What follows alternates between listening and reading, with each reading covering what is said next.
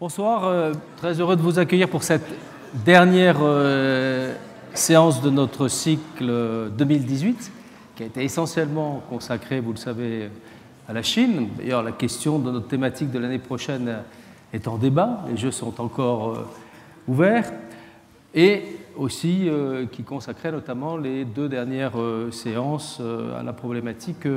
antimissile. Alors comme c'est la dernière séance, vous me permettrez d'exprimer un certain nombre de remerciements à tous ceux qui sont nos partenaires industriels, la Fondation Saint-Cyr, remercier évidemment Parien qui nous accompagne complètement dans toutes ces instances et dans toutes ces UFR représentées pour cette chaire. Remercier les étudiants qui contribuent aussi. Alors là, ils sont moins actifs parce qu'il n'y a pas de traduction simultanée comme d'habitude, mais vous savez qu'ils ils aident beaucoup à l'organisation pratique de ces séances, notamment dans la relation avec les participants étrangers. Puis je voudrais remercier Armelle Seglec, dont tout le monde sait qu'elle est la cheville ouvrière très active, qui permet... Je crois qu'il n'y a pas une séance... En 5 ans, il n'y a pas une séance qui ne se soit pas tenue dans les bonnes conditions et avec les intervenants prévus. Donc merci encore Armelle. Alors pour cette séance qui est consacrée à l'enjeu des défenses antimissiles, aux enjeux actuels,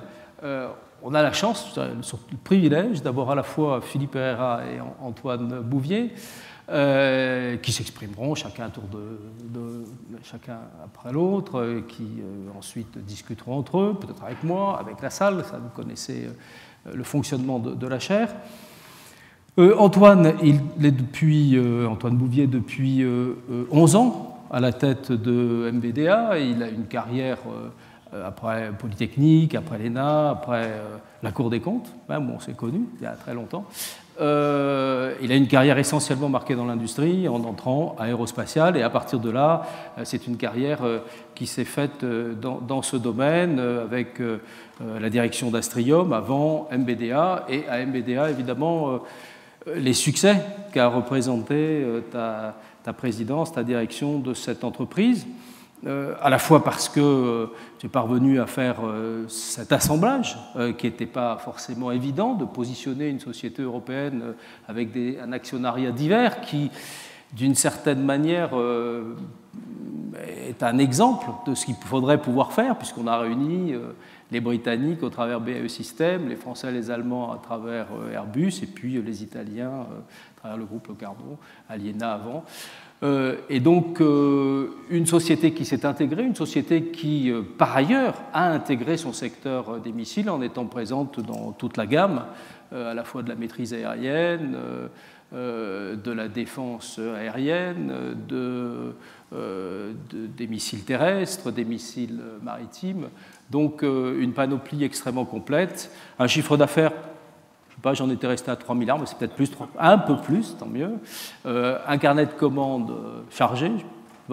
17 milliards, j'en étais à 15, tu vois. Bon. Voilà, une très belle entreprise fleuron, 10 000 salariés à peu près, répartis dans ces pays que j'ai cités, dans ces pays partenaires, et aussi beaucoup en France, un peu aux États-Unis, mais évidemment, surtout une société européenne qui, à la fois par le succès des équipements qu'elle fournit, mais par le modèle, surtout, qui est un modèle d'intégration sur lequel, je dirais, on réfléchit quand on envisage ce que pourraient être les intégrations futures d'autres segments de la défense européenne. Donc un grand merci d'être là pour traiter de ce sujet. Alors Philippe Herrera, je crois que c'est Philippe qui va commencer dans la distribution des rôles que vous êtes attribué. Philippe, c'est un diplomate, tout le monde le connaît, d'abord parce qu'il est souvent intervenu comme Antoine. Toi, ça doit être la deuxième ou la troisième fois sur le cycle que tu interviens. Philippe Herrera est souvent venu à la chaire. Il occupe aujourd'hui les fonctions de DGRIS, c'est-à-dire que lui aussi, il a contribué par une réforme. Tu es arrivé en 2013, c'est ça, ou 2014 2013, à intégrer dans cette direction générale toute une série de fonctionnalités liées à l'international, liées à la représentation de la défense française à l'étranger, à la diplomatie aussi de nos armées, à la diplomatie de ce ministère, à l'intégrer dans une très grosse direction qui fait à la fois dans ces métiers, des métiers à la fois d'analyse, mais aussi des métiers de négociation, de discussion d'accord. Avant, tu as été ambassadeur à l'OTAN, donc tu connais aussi particulièrement bien la problématique des défenses antimissiles pour les Européens, puisque ces programmes sont essentiellement portés au sein de l'OTAN. Tu as ensuite évidemment été à divers postes au sein de ce ministère, surtout, si je mets à part ton passage à Washington, essentiellement dans la direction des affaires stratégiques, au CAP aussi, dans les perspectives là encore de réflexion sur ce domaine, et puis directeur de cabinet 2009-2010, c'est ça. Voilà. Donc, un parcours extrêmement complet qui fait que vous ne devez avoir qu'une envie, c'est que je me taise, que je vais faire immédiatement pour leur laisser la parole sur un sujet qu'ils connaissent très bien, avec ce qui est intéressant, la possibilité de faire dialoguer à la fois un point de vue industriel, le point de vue des programmes, le point de vue de la faisabilité, et puis toute l'expertise publique sur la question. Peut-être juste un mot, cette question a trouvé un moment d'actualité, je dirais, à travers la crise coréenne, puisqu'à un moment s'est posée, a même été évoquée comme une réponse possible si les voies de la négociation qui ont été évoquées ici au cours des conférences précédentes, notamment sur la Chine, avaient été évoquées l'idée d'un usage possible à des fins de coup d'arrêt des tests coréens, des défenses antimissiles, notamment japonaises et Aegis. Donc on voit bien là le point de corrélation et les questions qui s'étaient immédiatement posées, c'était qui testera qui à ce moment-là? C'est-à-dire est-ce qu'on ne risque pas de faire apparaître que les programmes antimissiles ne sont pas arrivés à une maturité suffisante pour assurer un coup au but, en tout cas à 100%, et donc le risque d'un effet contraire à la démonstration qui aurait été souhaitée. Voilà, j'avais dit que je m'arrêtais, ce n'était pas pour en reprendre 2 minutes de plus, c'est vraiment pour leur passer la parole cette fois-ci. Alors Philippe, tu as la parole. Merci beaucoup, Louis, et merci beaucoup de nous permettre, vous m'entendez au fond ? De nous permettre, avec Antoine, d'intervenir ce soir sur un sujet qui, effectivement, est au cœur de l'actualité. Il y a la crise nord-coréenne, il y a eu les interceptions pour préparer notre conférence de ce soir en Israël contre des roquettes venant de Gaza, à Riyad contre des missiles, et puis certains d'entre vous avaient peut-être regardé hier soir le passionnant documentaire sur Vladimir Poutine et la manière dont il évoquait le rôle de la défense antimissile dans la rhétorique actuelle du pouvoir russe. Mais c'est un sujet qui n'est pas qu'un sujet d'actualité, c'est un sujet qui, vous le savez, depuis maintenant de nombreuses décennies, est au cœur des enjeux stratégiques. Et c'est pour ça que je suis particulièrement heureux de pouvoir vous en parler, et surtout en parler avec vous et avec Antoine. Je ne reviendrai pas sur les aspects plus fondamentaux ou plus techniques qui vous ont déjà été présentés, notamment la semaine dernière par Bruno Tertrais, ni non plus sur les aspects industriels qu'abordera Antoine Bouvier. Ce que je voudrais faire, c'est essayer d'aborder avec vous les différentes problématiques liées à la défense antimissile, et qui est un vocable et une technologie que recouvrent des réalités très différentes, comme on le verra, et aussi voir avec vous les nouveaux défis à l'horizon prévisible, notamment pour l'OTAN en tant que telle, pour la France au sein de l'OTAN et pour la France tout court. Donc, d'abord, la défense antimissile, je crois que c'est important d'avoir à l'esprit que c'est un concept global qui recouvre des ambitions stratégiques différentes et des systèmes associés différents. C'est un sujet qui peut être abordé sous l'angle technique, sous l'angle historique. On se souvient du rôle de l'initiative de défense stratégique, de la fameuse SDI, la guerre des étoiles, dans la chute de l'URSS ou non, ou dans le narratif sur la chute de l'URSS. Il y a des enjeux industriels, des enjeux de droit, des enjeux de relations internationales, mais c'est d'abord un concept qui peut recouvrir, je dirais, 3 ambitions stratégiques possibles, alternativement ou cumulativement selon les cas. Il peut s'agir d'abord d'assurer la défense stratégique du territoire national contre une menace balistique, a priori nucléaire, mais pas uniquement, une menace chimique, une menace biologique, une menace conventionnelle. Et cette ambition peut elle-même se diviser en 2 variantes. Il peut s'agir de protéger des systèmes stratégiques offensifs, principalement les systèmes de dissuasion nucléaire et les centres de pouvoir, c'est comme ça qu'on y réfléchissait beaucoup pendant la guerre froide, ou bien de protéger les populations et notamment les centres urbains. Deuxième ambition, la défense antimissile peut être vue comme une contribution aux garanties de sécurité données aux alliés. C'est le cas dans la conception américaine, où il ne s'agit pas uniquement de protéger les forces américaines dans des théâtres, mais d'une certaine manière les alliés en tant que tels. Et dans ce cas-là, c'est plutôt la protection des populations des pays concernés qui est recherchée, mais aussi la protection des forces elles-mêmes qui contribuent à cette dissuasion élargie, des forces déployées ou des nœuds logistiques de déploiement, par exemple. Ou, troisième ambition, la protection des forces en opération face à un adversaire disposant de capacités de missiles, presque comme extension de la protection antiaérienne. Donc ça, c'est une grille d'analyse par rapport à l'ambition. Que cherche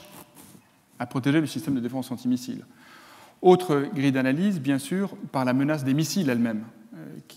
Et cette menace, c'est un point sur lequel je vais passer un petit peu plus de temps, est de plus en plus diverse.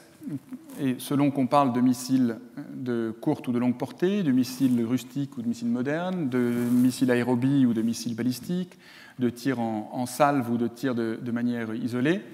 les ambitions que j'ai citées précédemment et ces menaces variées se composent de manière différente. Enfin, pour la défense antimissile, ça paraît évident, mais on l'oublie parfois quand on utilise un seul vocable pour recouvrir des réalités très différentes. La géographie est un facteur essentiel, qu'il s'agisse de la taille du territoire ou, ce qui peut être un facteur lié, mais pas nécessairement, de la proximité par rapport à la menace. Ce qui fait que, par exemple, dans le cas de la Corée, la protection de Séoul se présente de manière très différente que la protection du territoire dans son ensemble. Ça ne veut pas dire que la défense antimissile n'offre pas des avantages à la Corée du Sud, mais les temps de trajet sont tels qu'on est dans une configuration particulière par rapport à un pays dont la capitale est à quelques dizaines de kilomètres de l'adversaire potentiel. Et ce sont cette taille du territoire et cette proximité ou non par rapport à la menace qui vont donner une profondeur stratégique ou non aux défenseurs. Quelques ordres de grandeur, pour des temps de vol de missiles balistiques, il faut une trentaine de minutes pour couvrir le trajet entre les États-Unis et la Russie, moins de 10 minutes dans le Golfe entre les principaux pays de la région, et encore moins si vous regardez le Liban, a fortiori le sud-Liban, par rapport à Israël. Et désolé d'insister sur ce point, mais je voudrais détailler un tout petit peu parce qu'on voit que ce n'est pas simplement la géographie, c'est tout ce qui s'ensuit. Les États-Unis ont pour eux pas simplement l'étendue et la taille du pays, mais aussi la profondeur stratégique que procurent deux océans, avec des territoires vastes qui comprennent des concentrations urbaines, mais aussi des territoires très excentrés à protéger, notamment dans le Pacifique et jusqu'au pôle Nord. En même temps, il y a un impératif politique, à défaut d'être une réalité technique, la nécessité de couvrir l'ensemble du territoire, chaque citoyen et chaque ressortissant américain.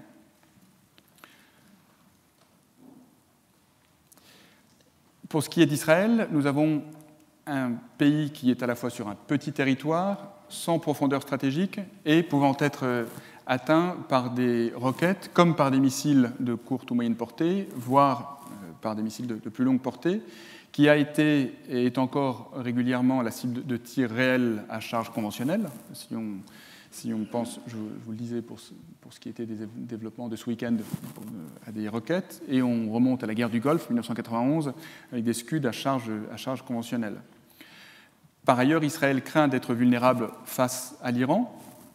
soit s'agissant des capacités provenant du territoire iranien, soit des capacités transférées par l'Iran à des proxies régionaux qui peuvent aussi menacer son territoire. Et la nécessité donc de protéger ces populations, d'une part, et deuxièmement, la nécessité de prendre en compte une précision croissante des missiles adverses qui peuvent aller, si les précisions sont suffisantes, jusqu'à rendre vulnérables ces centres stratégiques. Si vous êtes capable de viser avec suffisamment de précision une installation, par exemple nucléaire, une installation énergétique un aéroport. Israël n'a qu'un aéroport international sur son territoire. Vous voyez que la précision n'est pas simplement une donnée technique, une donnée militaire, elle affecte la donne en termes stratégiques. La Russie, quant à elle, entretient depuis longtemps des défenses antimissiles qui protègent ses capacités stratégiques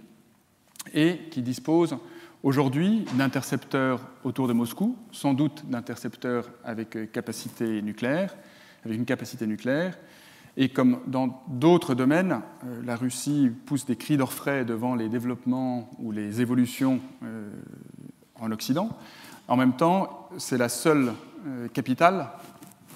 occidentale, en tout cas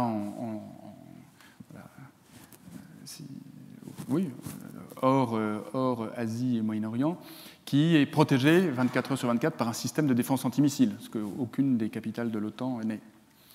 Et enfin, j'ai mentionné en Asie, en particulier au Japon et en Corée, le déploiement de capacités régionales qui est important, pas simplement pour ce qui est de la protection des populations, mais aussi parce qu'il concourt à la crédibilité des assurances de sécurité données par les États-Unis, notamment face à la Corée du Nord. Ce bref rappel uniquement pour souligner que si nous sommes en France et nous avons l'habitude de nous concentrer essentiellement sur l'Europe et sur l'OTAN, dont je dirais un mot, l'actualité de la défense antimissile va bien au-delà de l'Europe, qu'il s'agisse des États-Unis et de leurs alliés dans le Golfe ou en Asie, qu'il s'agisse de la Russie, qu'il s'agisse, je n'en ai pas parlé, aussi de la Chine, qui ne se laisse pas distancer en matière de développement de défense antimissile. Deuxièmement, je voudrais dire un mot de la diversité des cas de figure en termes de dynamique entre le volet offensif et le volet défensif. Aux États-Unis, les orientations des programmes technologiques ont varié à la fois en fonction de la conjoncture internationale, mais aussi en fonction des résultats des débats domestiques, des débats politiques et même des débats interarmés. Et cela est d'autant plus visible que les choix retenus ont toujours été particulièrement ambitieux, notamment parce que les États-Unis ont recherché, peut-être parce qu'ils en avaient la possibilité technologique, des interceptions cinétiques, ce qu'on appelle le hit-to-kill, qui suppose une précision et une rapidité de traitement de l'information bien plus élevée que si vous utilisez un intercepteur à tête nucléaire, puisque vous devez frapper un missile avec un missile, en cas d'interception cinétique. Et pour bien comprendre les défis technologiques dont Bruno Tertré vous a parlé et dont Antoine vous reparlera peut-être, il faut bien avoir à l'esprit que ce qui est en jeu, ça n'est pas seulement le missile. Le missile joue un rôle clé parce qu'il doit être suffisamment énergétique pour arriver à une vitesse suffisamment élevée dans un temps suffisamment court, mais c'est l'ensemble du système qui permet de détecter le missile assaillant, qui permet de prévoir sa trajectoire, qui permet ensuite d'ajuster les interceptions. Et je pense que ce n'est pas un hasard si les États-Unis, qui ont cette maîtrise des technologies de l'information et des systèmes C2 complexes et des technologies à traiter une grande masse d'informations en peu de temps, s'ils ont pu effectuer des avancées aussi importantes, notamment dans les années 90 et 2000, c'est bien sûr une question d'investissement budgétaire, c'est une question de temps. Or, ils ont commencé dès les années 80, mais c'est bien l'ensemble de cette capacité à maîtriser la technologie qui a fait la différence. S'agissant des taux d'efficacité atteints ou à atteindre, il y a des débats sans fin au sein même des États-Unis et d'autres pays. Moi, je dirais simplement que c'est une question qui est d'autant plus difficile qu'on est généralement réellement fixé, non pas en termes statistiques, mais en termes réels, que le jour d'une véritable attaque ou d'une véritable interception, et les résultats ne sont généralement valables que les résultats précis ne sont valables que dans cette configuration-là. Et aujourd'hui, l'efficacité opérationnelle des systèmes de défense antimissiles s'améliore, mais elle est considérée, y compris par les Américains qui pourtant ont beaucoup de systèmes performants, elle est considérée comme suffisamment incertaine dans certaines configurations pour qu'ils regardent aussi des programmes dans ce qu'on appelle dans le jargon le left of launch, c'est-à-dire avant la frappe, notamment avec des moyens préemptifs, soit cinétiques, soit cyber ou autres. Et pour les pays dotés d'arsenaux offensifs, notamment les puissances nucléaires, il y a l'importance d'investir pour pénétrer pas simplement les défenses actuelles, mais les défenses futures. Et c'est bien ce qu'a souligné Vladimir Poutine dans son discours du 1er mars, en présentant sa nouvelle panoplie, en tout cas la nouvelle panoplie qu'il souhaitait présenter. Ce qu'est sa réalité, c'est une autre question, avec un discours qui est, d'une certaine façon, un discours qui concourt lui-même à la crédibilité de la dissuasion, en tout cas c'est l'objectif, en montrant la capacité à contourner les systèmes de défense antimissiles existants.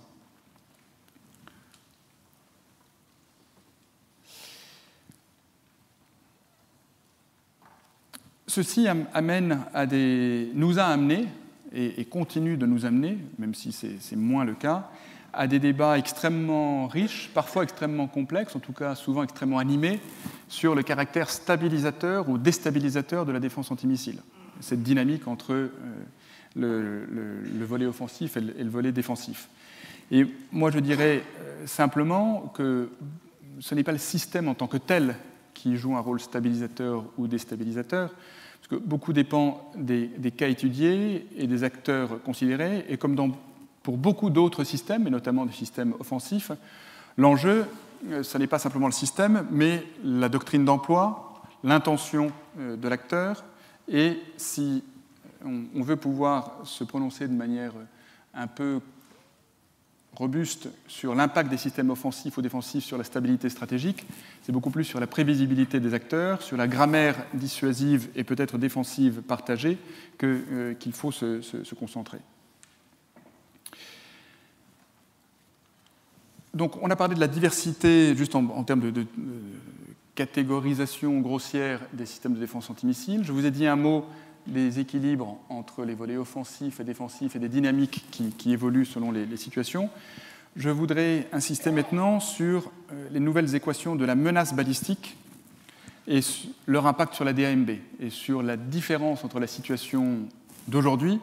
et la situation d'il y a ne serait-ce qu'une vingtaine d'années au moment des nouveaux débats sur le retrait du traité ABM, ou encore plus, une différence avec la situation au moment où le traité ABM lui-même a été négocié. Et là aussi, je voudrais simplement parler de l'hétérogénéité croissante des arsenaux et de la banalisation de la menace. Puisque la notion même de missile balistique ne suffit plus à rendre compte de la menace. Et a fortiori, la simple notion même de missile balistique détenue par des États, puisque vous avez aujourd'hui une menace croissante en termes de missiles de croisière, une menace croissante aussi en termes de missiles balistiques, une menace croissante liée à des acteurs de plus en plus divers, donc avec des acteurs non étatiques qui ont des arsenaux beaucoup plus importants que par le passé en termes quantitatifs ou en termes qualitatifs. Il suffit de penser aux outils, on peut penser aussi au Hezbollah. Et le quasi-monopole des pays occidentaux en matière de missiles de croisière se termine pour ce qui est non seulement des missiles relativement peu sophistiqués, mais aussi s'agissant des missiles de croisière navals ou des missiles de croisière aéroportés. Et les démonstrations russes à l'occasion du conflit en Syrie ont projeté cette menace au premier plan. L'utilisation d'un certain nombre de ces missiles par la Russie pouvait correspondre à un objectif militaire. Il s'est agi au moins autant, à notre sens, d'objectifs stratégiques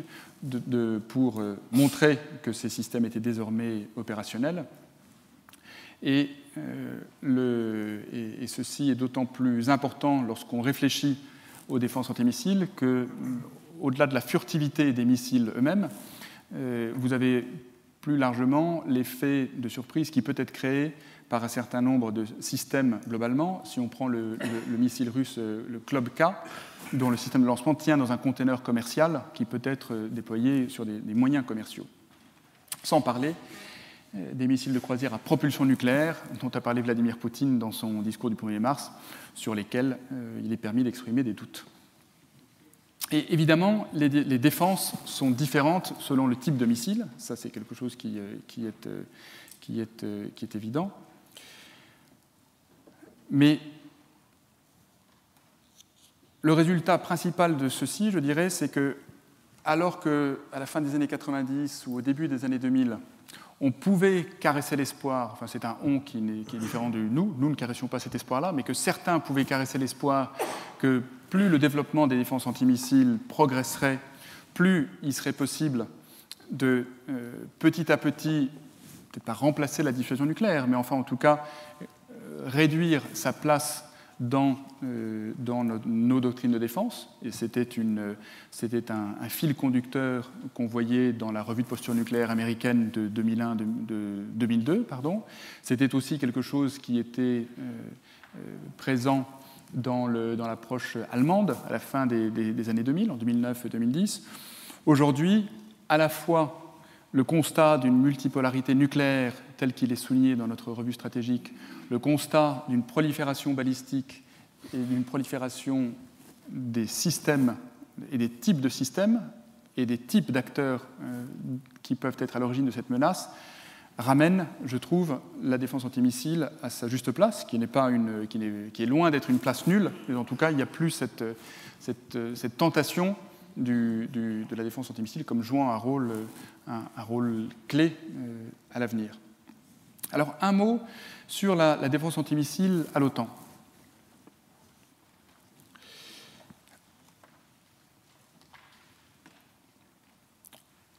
Et par extension sur la défense antimissile en Europe.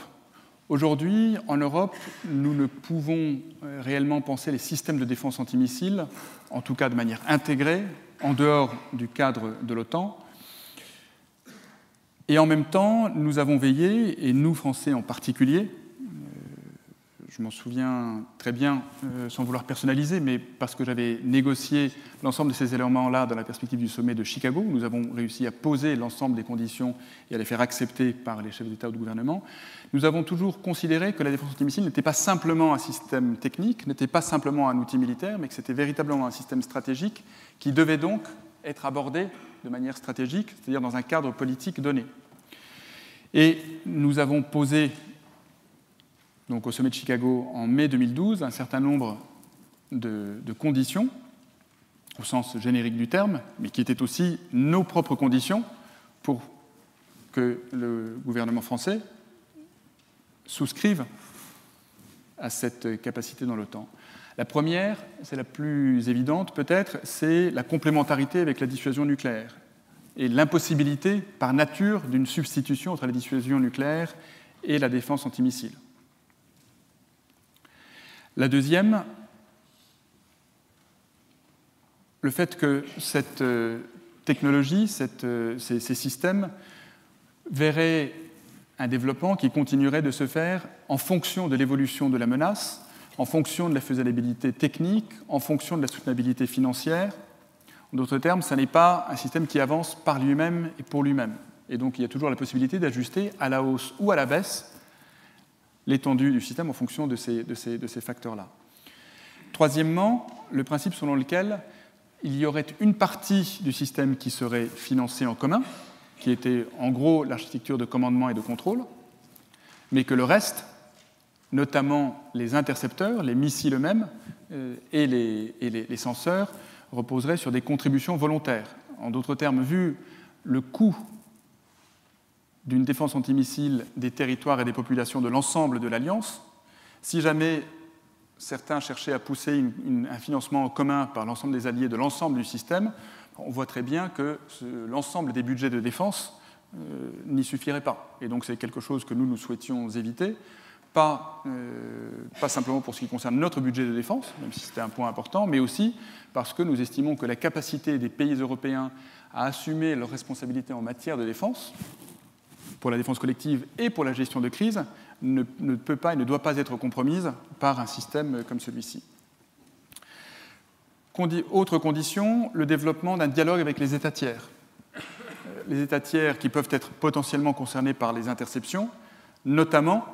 si l'interception a lieu au-dessus de leur territoire. Et par État tiers, on entend un pays qui n'est ni celui, évidemment, d'où est parti le missile, ni celui d'un pays qu'on souhaite protéger. Et enfin, 2 points extrêmement importants. D'abord, la nécessité d'assurer un contrôle politique des alliés sur ce système. Alors, le contrôle politique, il ne s'exerce pas comme pour les opérations normales de l'OTAN. Une fois qu'on détecte un lancement de missiles, on ne va pas réunir le comité militaire et ensuite le Conseil de l'Atlantique Nord, demander des instructions au capital et décider ce qu'on fait. Ça, c'est évidemment impossible. En revanche, les systèmes et les algorithmes par lesquels on décide si une interception se fait ou non, et l'image de ce qui est en train de voler vers le territoire européen doivent être partagés et agréés en amont. Et là, c'est un point qui est particulièrement à la fois sensible et difficile, parce que si le système de commandement et de contrôle n'est pas un système commun, pas simplement financé en commun, mais développé en commun, c'est difficile de savoir si l'image qu'on vous donne est réelle, et deuxièmement, si ce qui a été programmé pour intercepter certains missiles et pas d'autres, défendre tel endroit plutôt que tel endroit, tout ça, vous n'avez pas la certitude que c'est bien ce qui a été agréé. D'où l'importance que nous continuons d'accorder au fait que le système de commandement et de contrôle soit un système commun. Malgré, ça je n'en dirai pas plus, malgré un dépassement en termes de délai, un dépassement en termes de coût, qui fait que tous ceux qui disent il y a un système américain qui est gratuit et qui fonctionne, donc autant l'utiliser, ont des arguments de plus en plus forts. Et puis, nous avions aussi insisté sur, et ce point-là a été agréé, sans trop de difficultés avec les États-Unis à l'époque, sur le fait que cette capacité n'était pas dirigée contre la Russie. D'abord parce que politiquement, c'était un message important que nous souhaitions donner à la Russie. Ce système visait d'abord et avant tout des menaces venant d'en dehors de l'espace euro-atlantique, c'est-à-dire, à l'époque, nous avions clairement à l'esprit l'Iran. Et deuxièmement, parce que ce système n'a pas, et dans notre analyse ne peut pas avoir, de capacité à contrer les systèmes stratégiques russes. On y reviendra peut-être ultérieurement, cette affirmation politique reste pleinement valable, sa mise en œuvre est rendue plus difficile par le développement possible par la Russie de systèmes balistiques, des systèmes de croisière sol-sol, visant le territoire européen, parce que ce qui était dit à Chicago en 2012 visait bien sûr les systèmes stratégiques, les missiles balistiques intercontinentaux russes. Tout ceci pour dire que nous avons défini un cadre qui, de mon point de vue, et puis du point de vue des dirigeants, de l'ensemble des dirigeants, mais notamment des dirigeants français de l'époque, était considéré comme satisfaisant, qui nous permettait d'avancer en préservant nos intérêts de tout ordre. La difficulté dans les maintenant 6 années qui se sont écoulées depuis le sommet de Chicago, c'est que la situation a évolué et c'est important de pouvoir reposer les bonnes questions au bon niveau, alors même que le sujet est immensément et éminemment technique. Et donc, le fait de savoir si chacune de ces conditions continue d'être remplie ou non, et dans quelles conditions, suppose un travail préalable, qui est un travail technique, un travail politique, un travail diplomatique extrêmement important, dans un contexte où il faut bien dire les choses telles qu'elles sont. Sur 29 alliés, ceux qui comprennent ce dont il s'agit réellement, c'est-à-dire qu'ils comprennent d'un point de vue technique, technologique, industriel, stratégique, politique, forment, on va dire poliment, un sous-ensemble des 29, et ceux qui comprennent et qui sont prêts à défendre des principes et des intérêts, y compris dans une logique pas de confrontation pour la confrontation, mais où on ne voit pas les choses de la même façon que les États-Unis, forment un ensemble encore plus petit. Malgré tout, il me semble que les enjeux sont tellement structurants et tellement importants qu'il faut poursuivre sur cette voie. Juste sans prendre trop de temps, un mot sur la relation OTAN-Russie, dans le cadre de ce que j'ai évoqué. avant même la situation, enfin, avant même l'annexion par la Crimée, l'annexion par la Russie de la Crimée en 2014, avant même toute la dégradation de la relation avec la Russie compte tenu de cette posture russe d'intimidation stratégique, cette agression russe il y a quelques semaines par l'utilisation d'une arme chimique de 4e génération sur le territoire européen et les mesures de rétorsion européenne. Avant même tout ceci, la défense antimissile était au cœur de la relation entre l'OTAN et la Russie, à la fois comme symbole du côté russe je dirais d'une certaine obsession sur le risque de neutralisation des capacités nucléaires. Donc, dans ce contexte-là, ce n'est pas simplement une obsession russe, c'était une obsession soviétique, avec le risque d'une frappe de décapitation nucléaire et, grâce à la défense antimissile, de limitation de la capacité russe de frappe en second. Mais je pense beaucoup plus aussi, parce que je pense que les responsables, en tout cas les responsables militaires russes, savaient très bien que les capacités de défense antimissile dans le cadre de l'OTAN ne sont pas capables d'intercepter les missiles russes, quoi qu'ils disent. Mais enfin, ils ont d'excellents physiciens, d'excellents ingénieurs, donc il n'y a pas de raison qu'ils arrivent à des conclusions différentes des nôtres. Mais beaucoup plus largement, je dirais que la défense antimissile, la DAMB, a incarné ce qui permettait aux États-Unis de rompre la parité stratégique. Et cette parité stratégique n'était pas simplement une donnée stratégique, mais c'était aussi une donnée symbolique. Et la capacité pour les États-Unis de se retirer du traité ABM en 2002 a marqué, à un moment difficile pour Poutine, le fait que les États-Unis et la Russie n'étaient plus sur un même pied. Ce qui fait que malgré tous nos efforts et malgré toutes nos initiatives, et même malgré nos accords, puisqu'au sommet de Lisbonne, fin 2010, nous étions d'accord dans le cadre du Conseil OTAN-Russie pour coopérer sur la défense antimissile, pour que cet objet de confrontation et de tension devienne un objet de coopération face à des menaces qui visaient potentiellement à la fois les Russes et les pays de l'OTAN venant du Moyen-Orient. Malgré tout ceci, on n'a jamais réussi à embrayer. Et je pense, mais c'est juste une analyse personnelle, que c'était d'une certaine manière couru d'avance parce que la défense antimissile remplit ce rôle symbolique et politique dans la rhétorique de Moscou, cette rhétorique de l'Occident, des États-Unis, voire des Européens, qui souhaitent nier à la Russie cette parité stratégique, nier à la Russie la capacité à se défendre, et donc ce que la Russie aurait pu espérer gagner soit en termes de visibilité dans le système de défense antimissile américain ou de l'OTAN, soit en termes de capacité à entraver son développement, était toujours, à mon avis, moins important que ce qu'elle aurait perdu en perdant cet argument.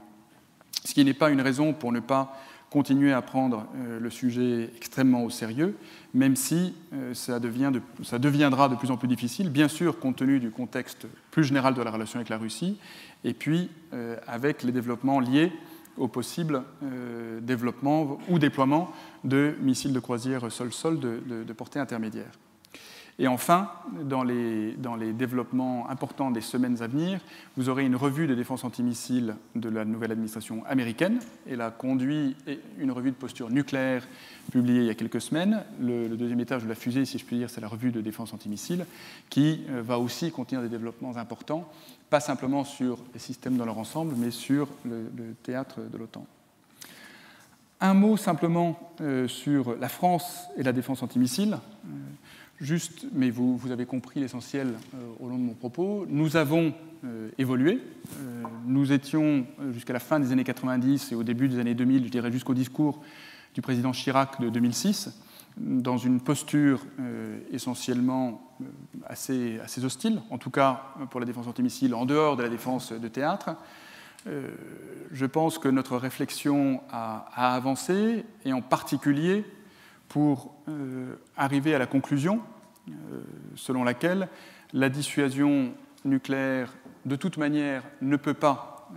être substituée par la défense antimissile. Le fait que ceci soit dit au niveau de l'ensemble des chefs d'État ou de gouvernement de l'OTAN en 2012 a aidé. En revanche, la défense antimissile peut jouer un rôle pour élargir la palette d'options et les temps de réaction et de choix de nos dirigeants dans un certain nombre de scénarios, en particulier pour ce qui est de la protection de nos forces, donc d'où l'accent mis sur la défense antimissile de théâtre. Et ce faisant, la défense antimissile permet, comme je le disais, d'élargir nos options par rapport à des acteurs dotés de missiles qui pourraient croire qu'ils peuvent s'en prendre à nos intérêts, tout en se situant en dessous du seuil des intérêts vitaux. Et c'est la raison pour laquelle nous continuons d'investir, sûrement pas assez, dira Antoine, dans les défenses antimissiles. Voilà, j'ai été beaucoup trop long. Simplement pour conclure, je dirais que c'est une problématique qui est passionnante, mais qui est complexe techniquement, sensible politiquement et au cœur d'enjeux stratégiques qui eux-mêmes sont en évolution rapide, et que c'est donc notre capacité à voir l'articulation entre l'ensemble de ces domaines et le contexte international, l'évolution de la menace, l'évolution des politiques de nos principaux alliés, qui fait que nous resterons pertinents ou non dans les choix que nous faisons et dans le discours que nous portons sur la défense antimissile. Merci beaucoup. Merci.